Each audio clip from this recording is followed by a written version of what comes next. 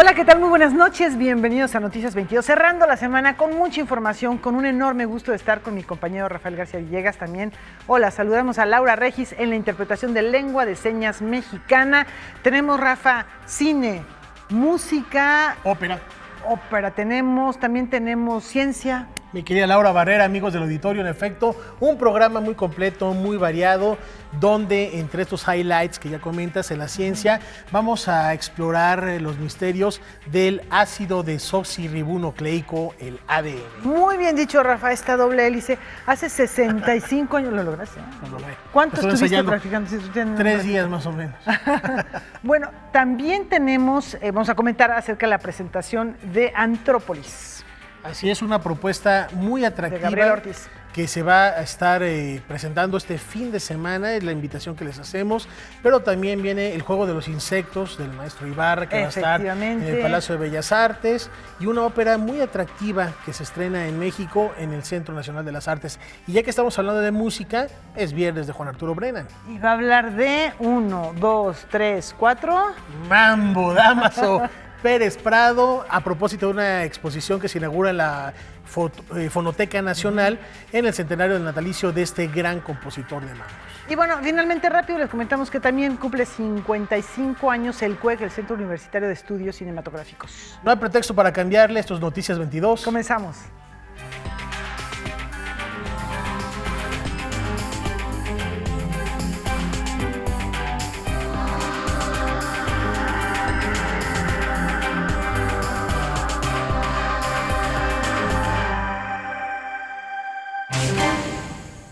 Bueno, mi querida Laura, a lo largo de estos meses hemos estado conmemorando una de las figuras relevantes, no solo de las letras, sino también de la cultura en México. Es un artista, es una poeta, pero también, como dices, es un personaje. Y para seguir recordar a Pita Amor en el centenario de su nacimiento, Michael Schwelzer, su biógrafo, reveló los detalles de una relación intelectual y afectiva, hasta ahora, ya van a verlo, muy poco documentada entre la poeta y Alfonso Reyes. Justo el día en el que se conmemoró el centenario de su natalicio, 30 de mayo de 2018, la poeta Pita Amor fue recordada en la Capilla Alfonsina con una ponencia a cargo de Michael Schwelzer titulada Amor de Reyes, en donde se abordó la relación de la autora de Décimas a Dios con el regiomontano universal Alfonso Reyes. Sí, yo lo llamo algo así como una querencia inopinada, ¿no? Que esta mujer, Pita Amor, de una gran familia mexicana, en aquel entonces jovencita, porque se conocieron a finales de los años 40, pues a este gran maestro helénico de las letras mexicanas, y a partir de ese momento que se conocieron en la Galería de Arte Mexicano precisamente, pues nace esta relación, ¿no? Más bien como discípula y maestro. Las malas lenguas decían que él hacía los versos de Pita, lo cual pues no es cierto. De una vida azarosa y personalidad histriónica, Pita Amor se convirtió en un personaje de la escena cultural de buena parte del siglo XX. Guadalupe Amor a lo largo de los años iba creando un personaje a veces raro, excéntrico, siempre maravilloso, extraordinario, pero que al final de su vida un poco la devoró, un poco ella se dejó llevar por ese mismo personaje que había desarrollado durante tanto tiempo. Pero para Michael Schwelzer, lejos de toda la parafernalia que rodeó la vida de Pita Amor, está la visión de Alfonso Reyes y su sabiduría para reconocer el talento de Pita Amor. Don Alfonso reconoce en la joven poeta Guadalupe Amor una fuerza de la naturaleza, a una poeta innata, a una persona que la verdad se le brota la poesía como la lava de los volcanes. Lamentablemente no hay un gran cuerpo de información, digamos, tenemos un perfil muy interesante que Pita pergeñó a principios de los años 50 sobre Alfonso Reyes, diciendo dónde lo conoció, cómo era de generoso y todo conocedor, cómo lo admiraba, cómo era un gran maestro para Pita. Noticias 22, Víctor Gaspar. una relación muy interesante que seguramente tendrá varias aristas. Y en otros temas, su concepción de un arte dinámico y en movimiento sembró las ideas para construir el arte del futuro. La visión de David Alfaro Siqueiros sigue irradiando la plástica mexicana más de 40 años de su partida. Para el especialista en arte mexicano Gregorio Luque, el artista David Alfaro Siqueiros fue un artista que dejó ideas para crear arte en el futuro. Así lo aseguró durante la conferencia que ofreció en el Centro Universitario Cultural, en el que abordó la vida y obra del muralista mexicano.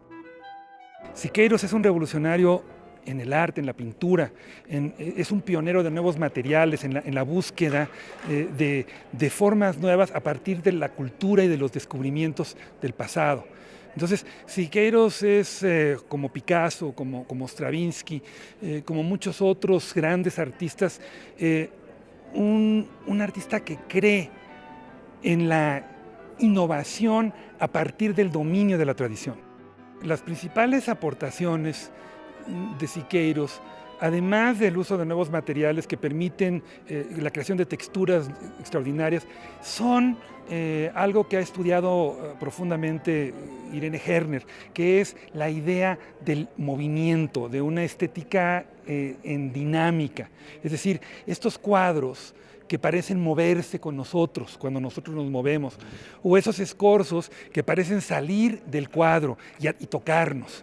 Entonces, esta idea del movimiento, de un cuadro dinámico, esta idea de un muralismo exterior, la concepción del arte en grandes espectaculares, es un sueño extraordinario. Yo lo quisiera haber realizado. Siqueiros imaginó que se pudieran utilizar los anuncios espectaculares para hacer escultopinturas, como la obra El Pueblo en la Universidad y La Universidad al Pueblo, que se encuentran en el edificio de Rectoría de la UNAM. Me gusta mucho en Siqueiros su fe en la juventud, su deseo de darles oportunidades, de jalarlos, de trabajar con ellos. Nuestros jóvenes tienen talento, lo que falta es oportunidad, lo que falta es recurso, lo que falta es posibilidad de mostrar una obra. No basta con que alguien reciba una beca, debe de recibir un escenario, debe recibir una galería. Esas ideas de Siqueiros pueden servir para renovar la plástica mexicana. Noticias 22, Óscar Cortés. Vamos a hablar de cine, de gente como que les gusta Jorge Fons, Alfredo Gurrola, Isa López, entre muchos otros creadores cinematográficos. Emanuel Lubezki son algunos de los egresados ilustres del Centro Universitario de Estudios Cinematográficos, que cumple 55 años de vida. Es un semillero, una cantera fílmica de México y bueno, pues están celebrando. 50 años formando cineastas no es cosa fácil. Por eso es que el CUEC está preparando una gran celebración en donde habrá cabida para la reflexión. En estos 55 años ha habido personajes como García Márquez, Salvador Elizondo, Antonio Reynoso.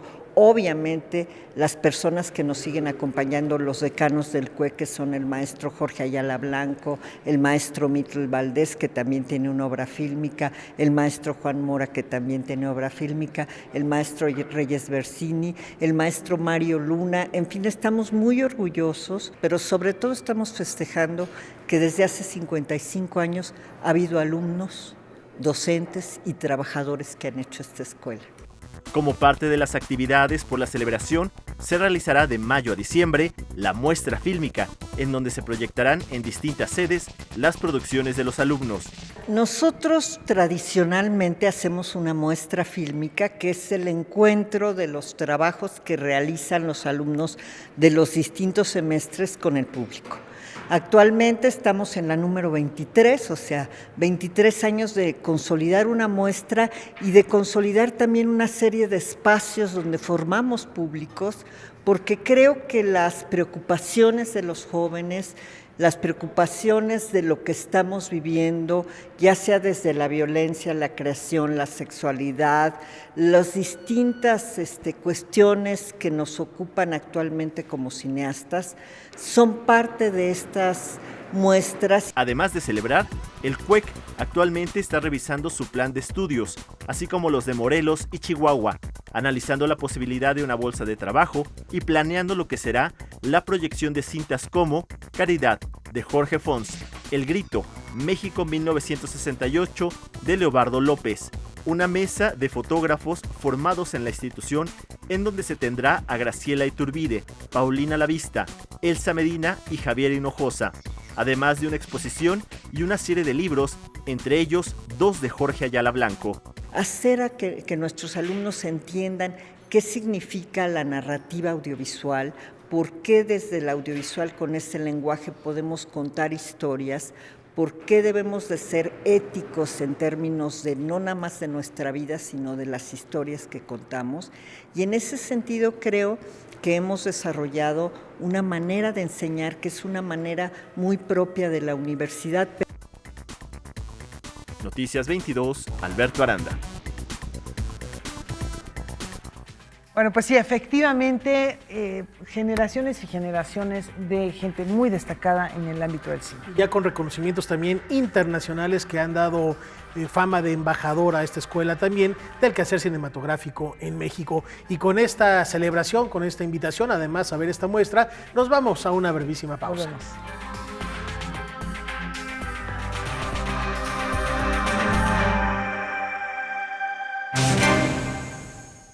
Rafa, comentabas sobre la doble hélice llamada, ¿qué? ADN, para los cuates, ¿verdad? RNA en inglés, ácido desoxirribonucleico, que es el tema que nos atañe a propósito de este descubrimiento tan importante que ha venido a revolucionar no solo lo que es la criogénica, la medicina, la genómica, una de las áreas que tiene mayor desarrollo con aplicaciones, por ejemplo, en la medicina, en el descubrimiento de cuál es el origen de muchos de los males que padecemos, de cómo la información se va pasando de una generación a otra generación y cómo evitar a lo mejor que esa información, cuando es negativa, pase. Bueno, increíblemente son 65 años de este descubrimiento.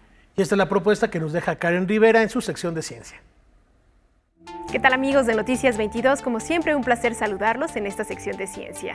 La pregunta ¿por qué los hijos se parecen a sus padres? Fue una interrogante constante hasta 1953, año en el que un grupo de científicos descubrió la estructura del ADN, considerada la molécula de la herencia. Este hallazgo revolucionó el estudio de la biología del ser humano. El contexto bajo el cual se realizó el descubrimiento y los avances que generó los conoceremos a continuación. En realidad el ADN es la plataforma en la cual los organismos vivos mantienen su información. En los años 1800 un médico se dio cuenta de que había una sustancia ácida en los núcleos de las células y esta sustancia le puso nucleína. Es el primer reporte de lo que nosotros conocemos como ADN.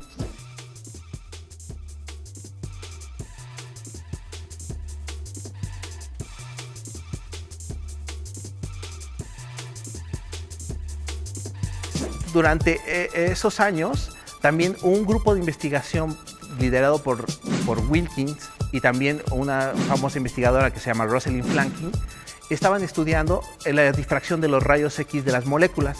Y ellos, cuando supieron los casos curiosos del ADN, apuntaron sus rayos X hacia el ADN. Y lo que descubrieron es que los patrones de difracción de las moléculas del ADN se parecían a muchos de los patrones de difracción de las hélices, de las moléculas en forma de hélice. La estructura de la molécula ácido desoxirribonucleico, ADN, la plantearon los científicos Francis Crick de Gran Bretaña y James Watson de Estados Unidos, quienes en un artículo publicado en la revista Nature el 25 de abril de 1953 sugirieron la doble hélice. En ese momento nosotros descubrimos cómo los organismos vivos escribían la información genética ellos mismos para mantener su información y para poder sobrevivir. Es cuando nosotros verdaderamente descubrimos el lenguaje de la vida para que se comuniquen de una generación a otra. La estructura doble hélice es parecida a la de una escalera retorcida cuyos lados se componen de fosfato y azúcar y sus peldaños están formados por bases nitrogenadas que forman parejas unidas por enlaces. Estas bases son adenina, timina, guanina y citosina. Su orden o secuencia determinan las instrucciones biológicas del ADN, como el color de ojos, el tipo de cabello y el tono de piel. tienen un sentido y forman básicamente lo que son palabras dentro del código. Y esas palabras son transformadas al lenguaje de la proteína. Y las proteínas son en realidad la maquinaria que nos mantiene vivos a los organismos. El ADN es considerado un sistema de almacenamiento importante porque es ultracompacto y se puede multiplicar de manera ilimitada. Los organismos vivos mantienen esa información de la construcción de sus proteínas y de sus organismos en el ADN. De hecho, nosotros podemos tener información de videos y discos en la molécula de ADN. Una prueba de ello es el ejercicio que hicieron los genetistas Jannik Ehrlich y Dina Sielnicki, quienes en 2017 guardaron la versión digital de la cinta La llegada de un tren a la estación de la ciudad de los hermanos Lumière. Además de un virus informativo, un sistema operativo completo y una tarjeta de regalo, utilizando el método bautizado como fuente de ADN, que convierte los unos y los ceros del código binario en las letras que componen esta molécula. Es algo que estamos aprendiendo a hacer ahora, mantener la información que nosotros queramos, no solamente la información de las moléculas y de las proteínas, en esa cadena de doble hélice que es el ADN.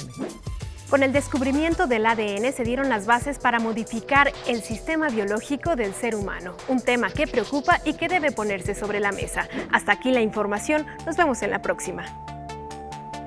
Gracias a Karen Rivera, y en efecto, no solo motivo de investigación científica, sino de cualquier elucubración que tenga que ver con la ciencia y el arte de manera particular. Hay una película que se llama Gattaca, a propósito de estas letras que nos platican en esta cápsula. En otros temas, Cuernavaca ya tiene su propio encuentro editorial gracias a los esfuerzos de la Asociación Civil Avanzando Contigo. Hace un año, la Asociación Civil Avanzando Contigo inició las gestiones necesarias para realizar la Feria Internacional del Libro de Cuernavaca. Este viernes, el sueño se hará realidad, pues arrancarán las actividades de esta primera edición que tendrá como invitado de honor a la Universidad del Estado de Morelos. Para hacer un proyecto nuevo, una primer feria, muchas editoriales han confiado en nuestro proyecto, editoriales importantes como Penguin Random House, como Fondo de Cultura Económica, Educal, Océano, la misma universidad, la UAM, Ediciones Hofer, Axia, Época, Dos Mundos, no sé, Algarabía, Librerías Gandhi, no sé, son las que recuerdo ahorita, son casi 35 sellos editoriales. La feria no es especializada, es una feria que va a todo público y estamos tratando de crear una dinámica de primer lector, ¿no? No solamente los primeros lectores van a ser niños, los primeros lectores pueden ser personas de 30, 40, 50 años que no se avientan, no dan ese salto a comprar un libro o acercarse a la lectura. Entonces, pues es parte de lo que nosotros vamos a hacer, ¿no? De promover la lectura. Talleres, presentaciones de libros, conciertos y obras de teatro acompañarán las actividades de la feria que se desarrollará en el Parque Alameda de Cuernavaca del 1 al 10 de junio. Es un modelo que busca también utilizar el espacio público, reconstruir el tejido social, que pues la verdad es que en México hace falta reconstruir esta parte social, esta parte de encuentro, esta parte de convivencia, y qué mejor que hacerlo con una feria de libros, ¿no? Con un festival cultural en donde hay actividades que sean enriquecedoras. Noticias 22, Perla Velázquez. La agrupación Fábula en Música nos ofrece la posibilidad de escuchar los mismos acordes que acompañaron las obras célebres de William Shakespeare y, sobre todo, cómo se interpretaron, una interpretación histórica, algo de hace más de 4 siglos. Canciones de las obras de Shakespeare es un espectáculo creado por la agrupación de música antigua Fábula en Música, integrado por una selección de canciones interpretadas en producciones del Bardo de Avon. Hay bastantes documentos históricos y gran parte de este programa es música que se tocó en las obras de Shakespeare con compositores que él colaboró directamente. Otra parte es posterior, ya del periodo barroco, donde compositores retoman los textos de Shakespeare y las anécdotas y lo ponen en música. Pero sí hay muchos documentos, fuentes donde consultar, y sí estamos haciendo una reinterpretación más que una investigación antropológica. Es una reinterpretación de esta música con reproducciones e instrumentos de la época. La Tempestad y Sueño de una noche de verano tuvieron partituras originales desde la época del gran Shakespeare, además de musicalizaciones de sus textos en piezas del barroco. Las musicalizaciones que tomamos de La Tempestad, muchas fueron por encargo a Robert Johnson y a Wilson, y otras fueron compositores que en otros montajes de Shakespeare musicalizaron, y lo mismo sucede con Sueño de una noche de verano. El espectáculo cuenta con la participación del contratenor Santiago Cumplido.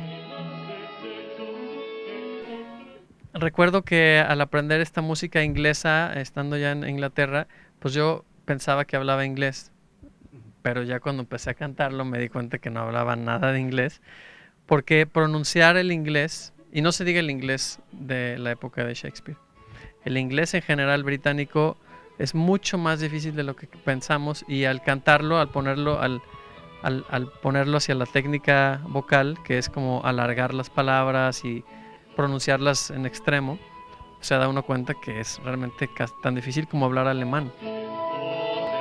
¿Existe alguna diferencia entre interpretar música de aquella época a interpretar música de la época creada ex profeso para la escena? Toda esta música, ya ustedes lo escucharán, tiene un toque bufo, o sea, en gran medida es más teatral, como bien dices. Entonces, hay otras músicas de la época que eran más de cortesanos, que incluso los lute songs, que sí tienen otra seriedad, que implican una interpretación un poco más contenida y más formal. Aquí es un poco teatral, de pronto hacemos medio voces chistosonas y se presta para jugar más. La agrupación Fábula y Música convoca al público que así lo desee a asistir con vestuario de época. Y los invito domingo 3 de junio a las 6 de la tarde en el Teatro Esperanza Iris, Teatro de la Ciudad, aquí en el Centro Histórico, canciones de las obras de Shakespeare. Con información de Salvador Perches Galván, César H. Meléndez, Noticias 22.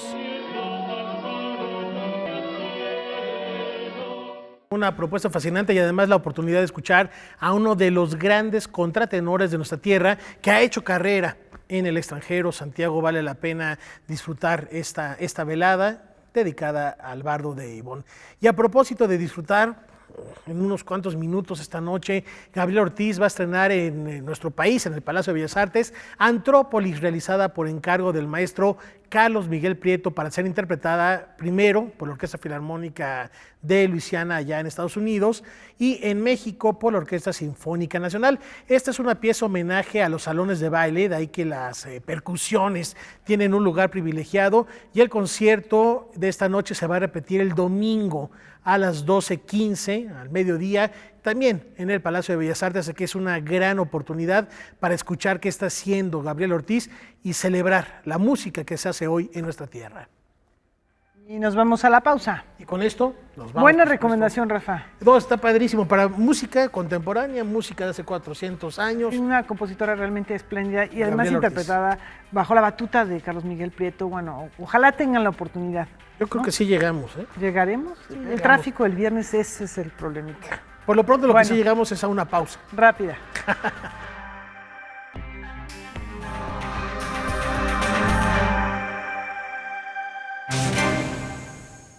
El Museo de Arte Moderno nos recuerda por qué este año la Ciudad de México es considerada la capital mundial del diseño.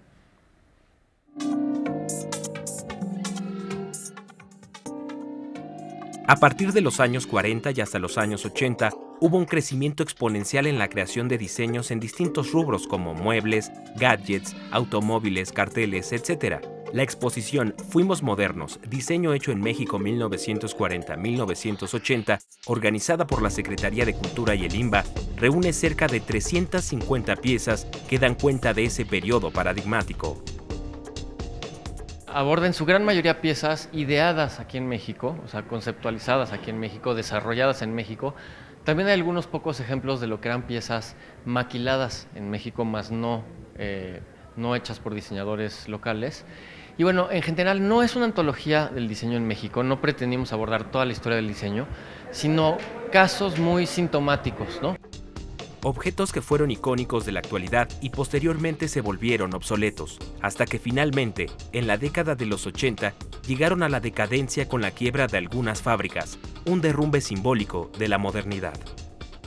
Es una exposición que aborda todas las ramas del diseño. Hay diseño urbano, diseño industrial, diseño gráfico, diseño textil, a través de distintos proyectos. Entonces, por ejemplo, se puede hablar un poquito de la industria automotriz mexicana. Hay otro núcleo que habla sobre los talleres de tapicería en México. Hay otro núcleo que habla sobre Acapulco, porque finalmente Acapulco era el ícono de la modernidad tropical. La exposición es montada en el marco de la Design Week México y el nombramiento de la Ciudad de México como la World Design Capital 2018. Hay ciertas ambientaciones, una cocina de época, un comedor de época, una pequeña oficina de época. Hay núcleos que hablan de proyectos específicos, por ejemplo México Exporta, que fue un proyecto de diseño gráfico en torno a la filatelia, de diseño filatélico en torno a la exportación de productos mexicanos. Muchas de estas piezas fueron pensadas y maquiladas en nuestro país, sin embargo, se muestran algunas excepciones. Sí hay algunas piezas del extranjero, el 95% de las piezas son hechas en México y diseñadas en México, un 5% son piezas diseñadas en el extranjero y hechas aquí, ya sea con autorización, pagando las patentes, o bien a veces son copias, imitaciones, ¿no? La muestra Fuimos Modernos, diseño hecho en México 1940-1980, permanecerá abierta hasta el 2 de septiembre en el Museo de Arte Moderno. Con información de Fernando Salinas, César H. Meléndez, Noticias 22. Muy interesante esta retrospectiva del diseño. Y durante más de una década, Federico Ibarra ha estado puliendo su ópera El Juego de los Insectos, que por fin va a tener su estreno mundial. Escuchen ustedes, son más de 220 artistas en escena, músicos, bailarines, actores, regalándonos esta propuesta que se estrena el domingo, también en el Palacio de Bellas Artes. Una sociedad caótica y sus vicios es representada por mariposas, grillos y escarabajos en la ópera de Federico Ibarra, El Juego de los Insectos. La pieza será estrenada en el Palacio de Bellas Artes bajo los auspicios de la Compañía Nacional de Ópera. El equipo creativo está encabezado por Claudio Valdés Curi en esta ocasión y está acompañado además por las escenógrafas Auda Caraza, Atenea Chávez. En el diseño del vestuario está Yeril Dibosh y en el de iluminación Víctor Zapatero. Es un equipo creativo muy interesante, muy experimentado, que me parece que hacen entre ellos un equipo rico para esta propuesta escénica. La dirección concertadora está a cargo de Guido María Guida y el libreto es de Verónica Musalem, quien se inspira en la obra homónima de los hermanos Karel y Joseph Čapek, escrita en los años 30 del siglo XX. La primera escena es una escena que está alrededor del mundo de las mariposas y en ella se recrea el mundo frívolo, el mundo superficial, ilustrado en este caso por Claudio Valdés Curi, por el mundo de los antros de los jóvenes. Hay una metáfora de un enorme foco en este bar. Los focos, como sabemos, atraen a los insectos, a las polillas, a las mariposas.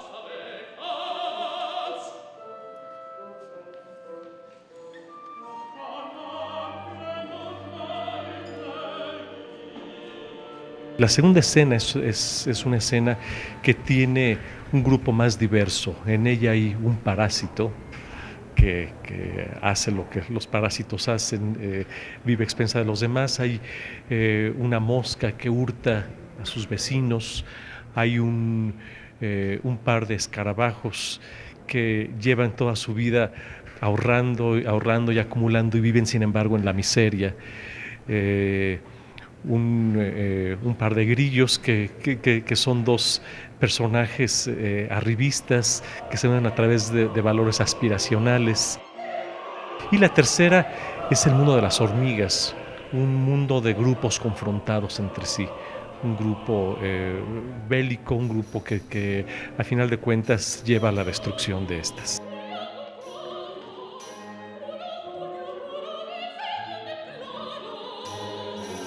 Con la orquesta y coro del Palacio de Bellas Artes, solistas y la participación del actor Joaquín Cosío, el Juego de los Insectos ofrecerá funciones los domingos 3 y 10 de junio a las 5 de la tarde y el jueves 7 y martes 12 a las 8 de la noche. Noticias 22, Víctor Gaspar.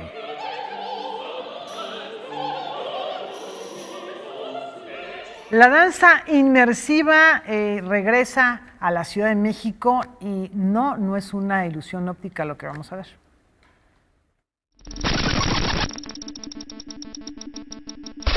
El trabajo del coreógrafo japonés Hiroaki Umeda ofrece al público una experiencia multisensorial. Desde hace más de una década experimenta con proyectores, ofreciéndole al público un universo visual sin precedentes. Images that of the space, not the visual like a specific image, but I have a kind of image of the space that which I want audience to experience and feeling. So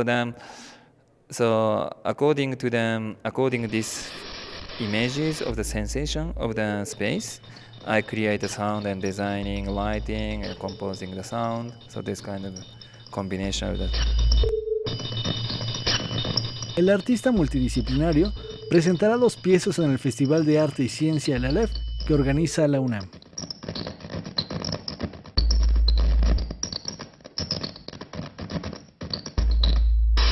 I'm going to show two different dance pieces. One is called Accumulated Layout. I'm focusing on choreographing human body, I mean my dance, and also the lighting design. So how I can connect choreography and dance, how I can connect lighting and dance as a choreography as a one thing. So this is one of the piece, and the other one is called Adapting for Distortion, which is combining video projection and dance, and focusing on the optical illusion of the video with the video projection. So how I can compose, how I can choreography the dance and then video projection and having optical illusion. Se presentará el sábado 2 y domingo 3 de junio en la Sala Miguel Covarrubias del Centro Cultural Universitario. Noticias 22, Óscar Cortés. Ahora echamos un vistazo al acontecer internacional. El Museo Van Gogh en Ámsterdam está revisando los girasoles del artista neerlandés, debido a que un estudio reveló que los pétalos y tallos se estaban marchitando y cambiaron su color. Hasta ahora, el cambio no es visible al ojo humano, sin embargo, con el tiempo el lienzo perderá su vitalidad. El descubrimiento lo hizo un equipo de científicos holandeses y belgas que analizó a través de rayos X los diferentes tonos que utilizó Van Gogh, proceso que denominaron mapeo químico. Una retrospectiva de Takashi Murakami se inaugurará el 10 de junio en el Museo de Arte Moderno de Fort Worth, Texas. A través de 50 obras se recorrerán 3 décadas de la carrera del japonés, desde los primeros trabajos hasta los más recientes. Un catálogo ilustrado acompaña la muestra. Takashi Murakami, El pulpo come su propia carne, fue organizada por el Museo de Arte Contemporáneo de Chicago y se ha presentado en diversas ciudades. El Museo Guggenheim de Bilbao abrirá este 1 de junio Chagall, Los años decisivos, 1911-1919. Muestra que reúne 86 obras de Marc Chagall que datan de su primera etapa artística, en la que se gestó el ahora inconfundible estilo de uno de los artistas fundamentales del arte europeo de inicios del siglo XX. La exposición es una coproducción con el Kunstmuseum Basel de Suiza y estará hasta el 2 de septiembre.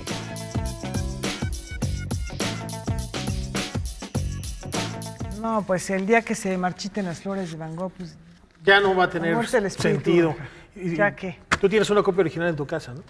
Sí, que esta se conserve, ¿no? Se conserva bien. Vamos a una pausa, pero antes a echar un vistazo a lo que nos tiene Noticias 22 Digital. Recomendaciones. Vamos a ver. Esta semana Noticias 22 Digital tiene para ti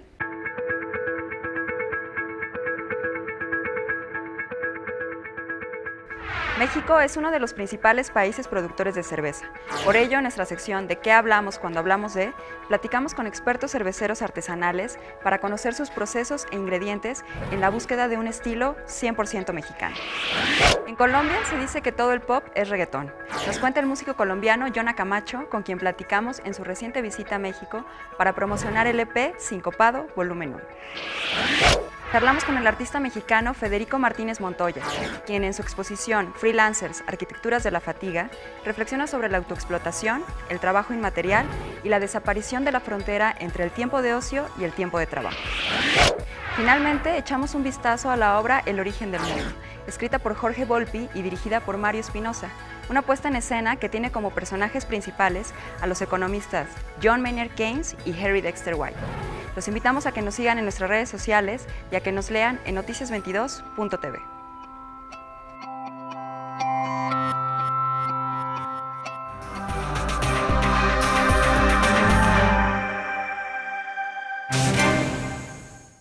Bueno, es viernes de música y ya está con nosotros Juan Arturo Brennan, que nos trae una propuesta para ponernos a bailar, que es el Mambo de Dámaso Pérez Prado, a propósito de una exposición. Pero antes, Laura, antes tenemos la presentación de una obra que va a estar 2 días por aquí cerquita, Juan Arturo, y que vale la pena porque pues es desbordante. Platícanos las razones por las que vale la pena y envías a la nota, Juan. Es muy sencillo. Buenas noches. Buenas noches, Laura, buenas noches, Rafa.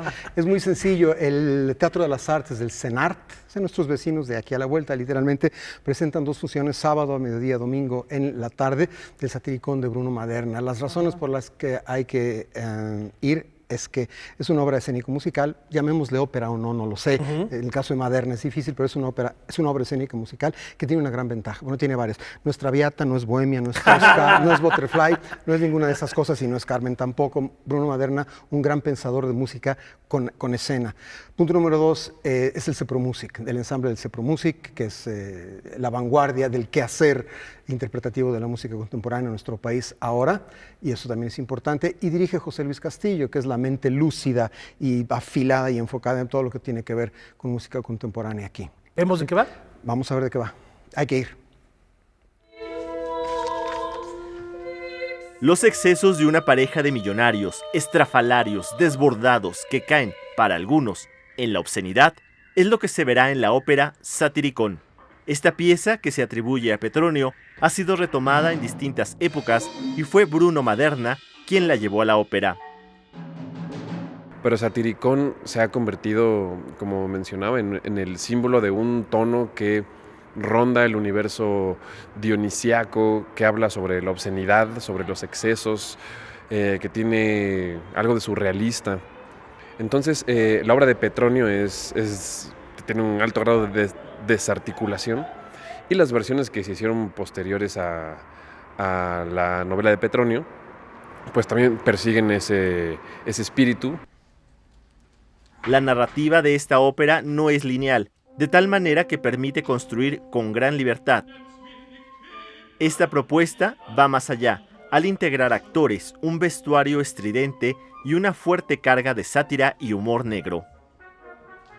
Todo lo que escuchamos está escrito y muy bien escrito, pero el orden en el que esos segmentos, esos 21 segmentos musicales puede estar dicho, sí puede verse alterado, puede verse propuesto por las necesidades del director de escena, en este caso, el director musical, ¿no? Musicalmente tienes desde el mundo del jazz hasta arias de Gluck, Puccini, pasando por improvisaciones controladas, pasando por música contemporánea, como normalmente se acostumbra a decir, pero tienes pasajes de Wagner, ¿no? Es decir, sí es una provocación, todo es una verdadera provocación, ¿no?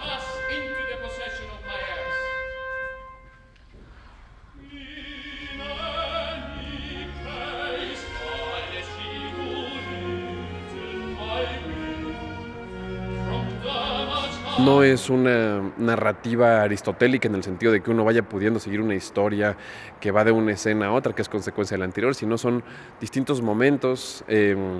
A veces se acerca más al aforismo musical, si es que tal cosa existe.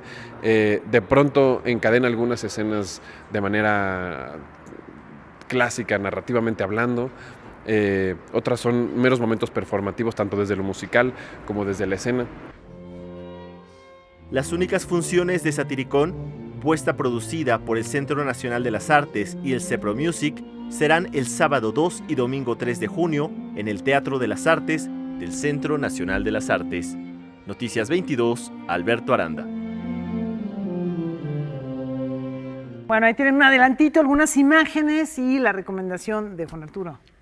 Que yo a mí me hubiera dicho, hay excesos, ya era suficiente para ir. Pues dicen, hay excesos y obscenidad, No, bueno. hay más razones para ir. Bueno, y qué interesante fin de semana. Las dos funciones Satiricón, y ya lo vimos en un segmento anterior, el estreno absoluto en su versión teatral del Juego de los Insectos de Federico Ibarra. O sea, hay ópera contemporánea. Y pocas funciones, los dos domingos, jueves y martes. Y se acaba. Hay que ir también a aquello. Hay que aprovechar. Y también hay que ir a la Fonoteca Nacional ahorita. Se está llevando a cabo la inauguración. Juan Arturo, ¿de qué? De que, antes que nada, hoy estamos más actualizados que en ningún otro segmento musical de música de los viernes. A veces damos noticia aquí de cosa que pasó ayer, damos noticia de lo que viene el fin de semana o la semana que entra. Hoy les estamos dando noticia de lo que está ocurriendo hoy, en este instante. Justamente ahora se está inaugurando en la Fonoteca Nacional la exposición que lleva por título ¿Quién soy yo?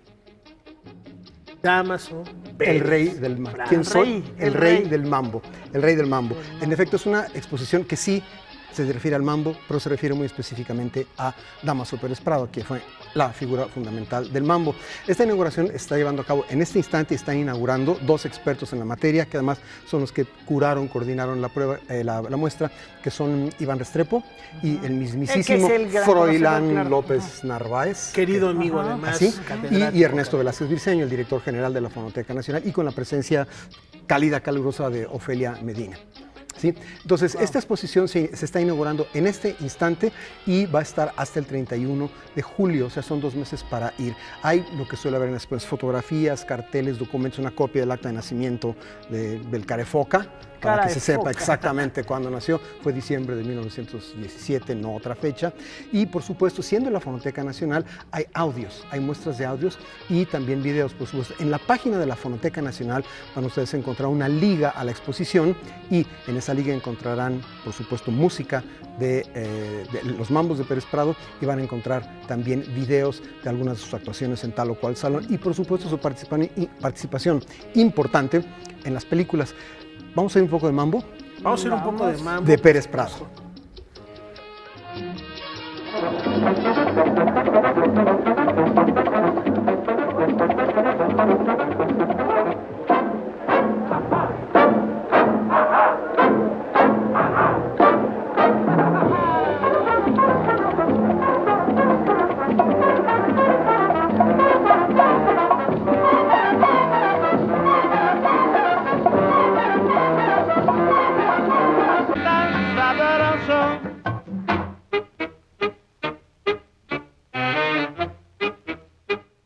A ver, mi querido Juan Arturo, una pregunta que quizás sea obvia, pero no es tan fácil.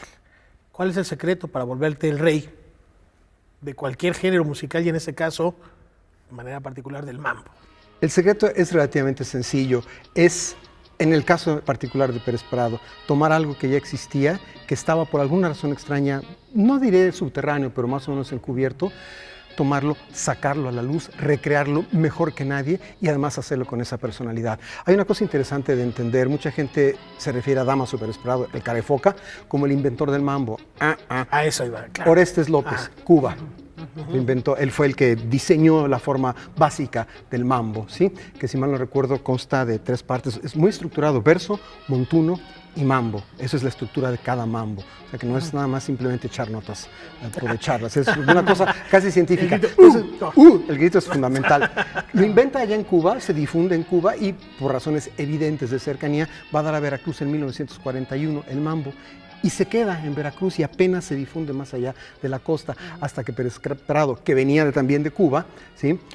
Lo retoma y lo muestra. Y el año clave de la explosión del mambo es 1949, cuando Pérez Prado da a conocer esto que había inventado Orestes López en la isla mucho tiempo atrás y que se había quedado como estancado en Veracruz y no había llegado tan rápido a la Ciudad de México. El cine juega un papel fundamental también. Absolutamente. Como en el caso, manteniendo toda proporción, cuando Caruso graba, que fue el primer acetato grabado de un tenor, de un cantante de ópera, el primer mambo grabado, filmado, fue Pérez Prado, y por eso también la trascendencia y el impacto internacional. Por supuesto, y de ahí para adelante, por supuesto, las películas, por supuesto... Y los temas también, ¿no? O sea, porque habla de temas nacionales, de la UNAM. Y muy populares, además, el mambo del ruletero y el poli y la UNAM, etcétera. Y una cosa importante, ya que mencionan ustedes el cine, uno de sus mambos originales, Patricia, está ni más ni menos que en el soundtrack de La Dolce Vita de Federico Fellini, cosa que no es nada despreciable, ¿no?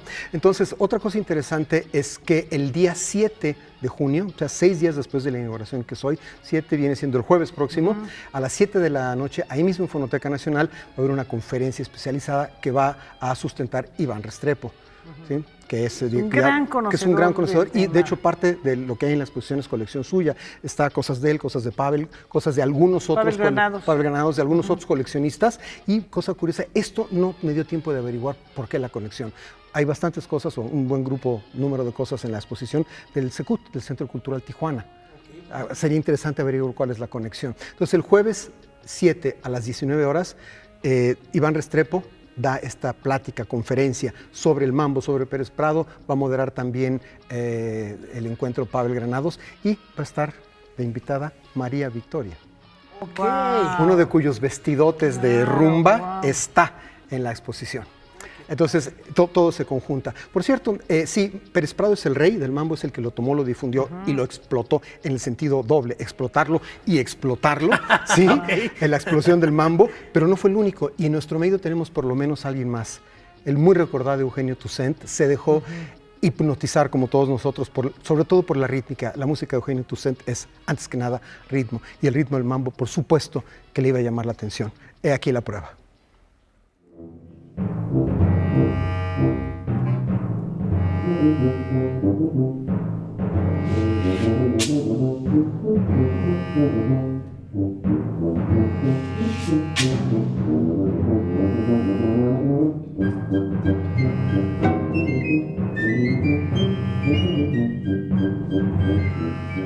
Un fragmentito, esto lo podemos encontrar en YouTube como para disfrutarlo más. Está por ahí dirigiendo. Sí. Y algo interesante, esto que vimos es un popurrí a partir de los mambos de Pérez Prado. Orquestado por Eugenio. Pero en efecto Eugenio también en algunos ensambles de jazz se ve ese ritmo y esa inercia que tiene de mambo. Pero algo que también me llama la atención y me gustaría rescatar, mi querido Juan Arturo, es que cuando se habla de mambo es un fenómeno internacional. Dices Cuba, Veracruz, pero ¿qué pasa cuando llega, no sé, a Estados Unidos y de repente vemos a uno de los grandes compositores de ópera de aquellas tierras, también como fue Leonard Bernstein, incluyendo mambo? Bueno, hay una cosa muy interesante, tienen razón, quizá lo más notorio en ese sentido es Bernstein, pero otros compositores, fundamentalmente de música de concierto, que han hecho mambos, ¿sí? Bernstein en primer lugar, porque es el más conocido, el muy severo y muy serio francés Maurice Ohana, Roberto Sierra, el puertorriqueño radicado en Estados Unidos, y en nuestro propio ámbito, además de Eugenio Toussaint, Javier Álvarez, Manuel Rocha y Marcela Rodríguez. Hay mambos en el catálogo de todos ellos, pero por supuesto el fundamental es el mambo de West Side Story de Leonard Bernstein.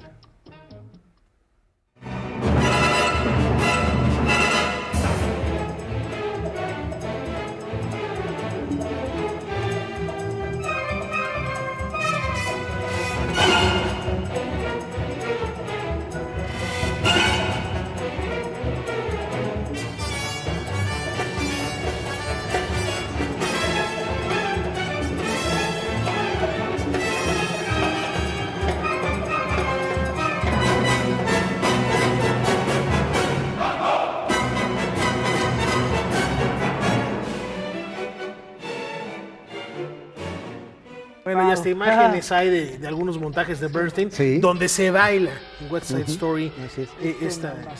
Perdón, ¿me están diciendo algo de cabina? Perdonen ustedes, teníamos preparado el mambo se baila, un número de baile de mambo entre Laura y Rafa, pero me acaban de decir que se cancela porque la Liga de la Decencia dice que no. La Liga de la Decencia, que fue una de las instituciones que expulsó a Pérez Prado del país. Entonces, lo siento, colegas, no pueden bailar hoy. Bueno, lo dejamos. Se los debemos. Cuando hablemos de tango vas a ver. Inauguración hoy, en este instante, en la Fonoteca, dura hasta el 31 de julio. esta muy interesante exposición sobre el mambo, Y que nos específicamente habla de una Pérez época Prado. también de México, Sí, de, una muchas historia, cosas. de muchas ¿sí? cosas que van Y alrededor. el día 7, no se olviden, la conferencia que sustenta Iván Restrepo con la presencia de Pablo Granados como moderador y María Victoria, que es un personajazo también. ¿Más música? Más música. Nos despedimos con ¿Quién inventó el mambo? De la película que hizo Chano Urueta al respecto. Y ahí vamos a ver al propio Cara de Foca. Muchas gracias, Juan Arturo. Hasta el próximo viernes. Laura, Hasta Rafa, la próxima semana. adiós Buen fin a todos. de semana. Disfrútenlo. Gracias. Chao. El mambo que me provoca. ¿Quién inventó el mambo? Que a las mujeres la vuelven loca.